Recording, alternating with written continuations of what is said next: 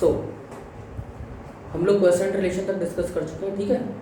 First one हमारी identity थी, तीन हमने आइडेंटिटी पढ़ चुके हैं। Sine square theta plus cos square theta equals to 1, sec square theta minus tan square theta equals to 1, cosec square theta minus cot square theta equals to 1। तीन हमारी identity थी। उन आइडेंटिटी में मैंने स्ट्रेस देके ये बताया था आप लोगों को कि वो आइडेंटिटी तभी तक वैलिड है जब तक कि उनके आर्ग्यूमेंट सेम है, ठीक है। आर्ग्यूमेंट एंगल सेम होने चाहिए उनके, ठीक है। उसके बाद में हम लोगों ने रेसिप्रोकल रिलेशनशिप देखा था हम लोगों ने। तो रेसिप्रोकल रिलेशन भी तीन पढ़े थे हम लोगों ने।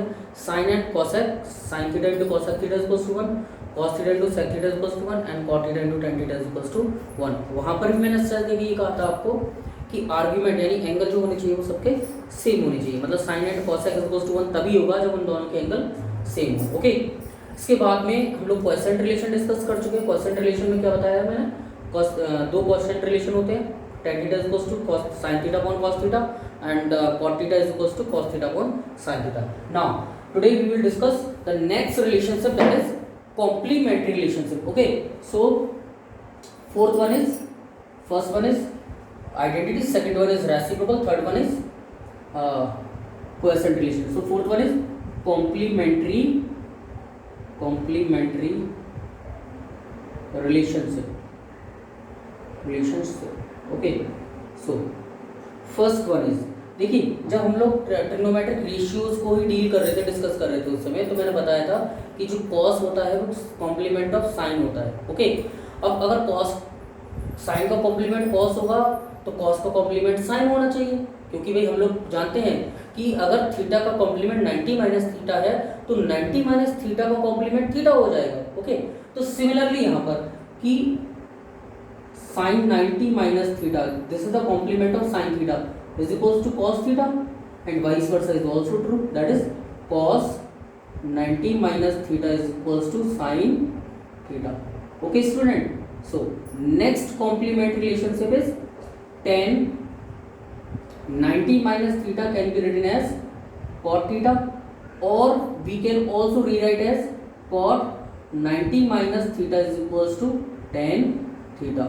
And third complementary relationship is sec 90 minus theta can be written as cosec theta, or cosec 90 minus theta is equals to sec theta. So these are the complementary relationship, ठीक है। इतने ही फॉर्मूले हैं 10th स्टैंडर्ड तक, ठीक है, और इतने ही हमें डिस्कस करने हैं, ओके। इतने ही हमें पढ़ने हैं 10th स्टैंडर्ड तक।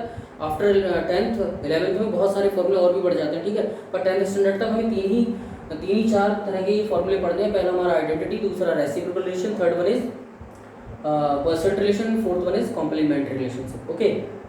अब इसके बाद में हम लोग क्वेश्चंस देखते हैं कि क्वेश्चंस किस किस तरह के ये बनते हैं, ठीक है।